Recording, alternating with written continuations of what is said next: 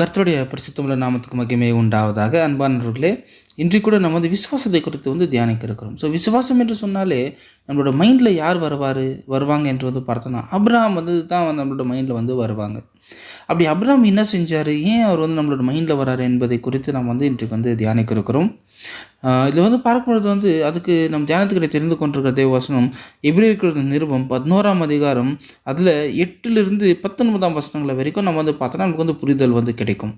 இது பார்க்கும்பொழுது தேவன் அப்ரஹாமை அழைக்கிறாரு. அழைத்து அவர் இருக்கிற இடத்துலேருந்து அவர் வேற ஒரு ஊருக்கு போக சொல்லுவார்.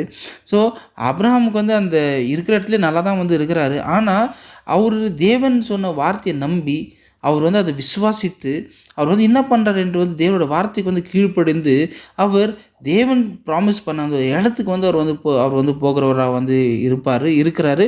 அது மாத்திரம் இல்லாமல் அவருக்கு அதை குறித்து எதுவுமே தெரியாது. லேண்டு எப்படி இருக்கும், என்ன லேண்டு என்னன்று அவருக்கு எதுவுமே தெரியாது. அந்த தேவன் சொன்ன வார்த்தையை நம்பி அவர் என்ன பண்ணுறாரு என்று பார்த்தோன்னா, அவர் இருக்கிற இடத்துலேருந்து அங்கேருந்து அவர் போகிறாரு. ஸோ போய் அந்த இடத்துல தேவனால் எல்லா விதமான ஆசீர்வாதங்களும் அப்ரஹாமுக்கு கொடுக்கப்படுகிறது. கொடுக்கப்பட்டிருந்தாலும் கூட அந்த இடத்துல அவர் எப்படி இருந்தார் என்று பார்த்தோன்னா நல்ல வீடுங்களெல்லாம் கட்டிக்கின்னு சந்தோஷமாக லக்ஸூரியாக வாழ எப்படி வாழ்ந்தாங்க என்று பார்த்தோன்னா குடாரத்தில் தான் அவங்க வாழ்ந்தாங்க என்று பார்த்தோம். ஏன் அப்படி அவங்க குடாரத்தில் தான் வாழ்ந்தாங்க அப்படின்ட்டு நம்ம பார்த்தோன்னா அவங்களுக்கு தேவனால் கட்டப்பட்ட ஒரு நகரம் இருக்கிறது.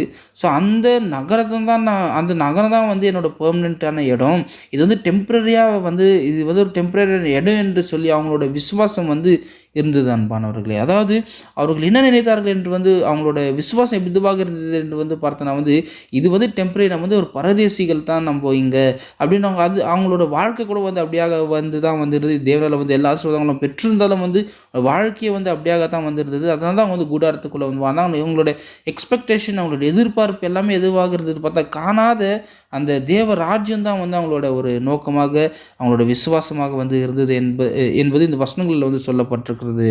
அன்பானவர்கள், அது மாத்திரம் இல்லாமல் இன்னும் அவரோட சரீரம் செத்து போயிருந்தாலும் கூட அவர் தேவன் சொன்ன மாதிரி என்ன விசுவாசிக்கிறார் என்று பார்த்தோன்னா அவருக்கு தேவனால் ஒரு பிள்ளை கொடுக்கப்படும் என்கிற ஒரு காரியத்தை அவரும் அதுக்கப்புறம் அவரோட மனைவியாக சாரால விசுவாசிக்கிறவர்களாக இருக்கிறாங்க.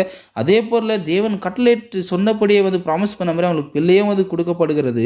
கொடுக்கப்பட்டிருந்தாலும் கூட தேவன் மீண்டுமாக அவர் சோதிக்கும்படிக்கு அவரோட பிள்ளையான ஐசக்கை அவர் பலியாக கேட்கும் பொழுது கூட அங்கே அப்ரஹாம் என்ன பண்ணுறாரு என்று பார்த்தா அவர் விசுவாசிக்கிறாரு. நம் தைரியம், ஏன்னா தேவன் சொல்லி இருக்கிறாரு, ஐசக்னால தான் உன்னுடைய சந்ததியை நான் பெருக பண்ணுவேன் என்று சொல்லுகிற ஒரு வசனத்தை அவர் சொன்னதை அவர் முழுமையாக விசுவாசிக்கிறார். என்ன விசுவாசிக்கிறார் என்றது பார்த்தோன்னா என்னோட சரீரம் செத்து போன சூழ்நிலையில் கூட தேவன் எனக்கு ஒரு பிள்ளை கொடுத்தாரு.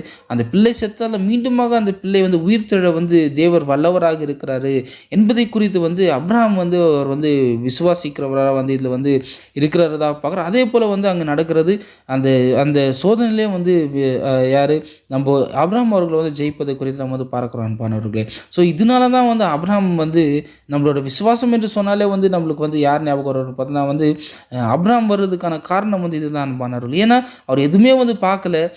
ஆனாலும் பார்த்தோன்னா அவர் அதை முழுமையாக விசுவாசிக்கிறவராக இருக்கிறாரு. அதே போல் தான் இப்போ நம்மளோட விசுவாசம் எப்படி இருக்கிறது என்பது இது உலகத்துக்குரிய விசுவாசமாக வந்துடுறது. இல்லை பார்க்குறத நம்ம விசுவாசிக்கிறோமா, இல்லைன்னா காணாத தேவனை நம்ம விசுவாசிக்கிறவராக இருக்கிறோமா, இல்லை காணாத பரலோகத்தை விசுவாசிக்கிறவர்களா நம்ம இருக்கிறோமா என்பதை குறித்து நம்ம ஆராய்ந்து பார்த்துக்கொள்ளலாம். அன்பானவர்களே, கர்த்தர் தாம் இந்த வார்த்தைகளை ஆசீர்வதிப்பாராக. ஆமென்.